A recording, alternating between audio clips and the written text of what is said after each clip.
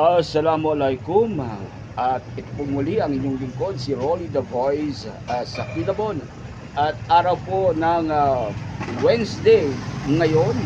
Naku po, kailangan ko ba bang sabihin yon?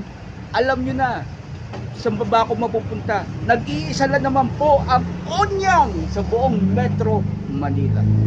Ang may pinakamasarap na halo-halo. No stir, no steam. Okay. Ito po ang siguradong kasasabikan ko pag napunta na ako ng Cavite. Ito po ang bumago ng buhay ko. Bro, galing ano? Bumago ng buhay ko. Diba? Kwento mo sa may-ari Hindi. Okay, mga kabiroan ko po, mga tao dito sa Onyang. Napakabait po nilang lahat. Thank you so much mga kaibigan. This is once again Rolly the Voice sa Kilabon. Kain tayo.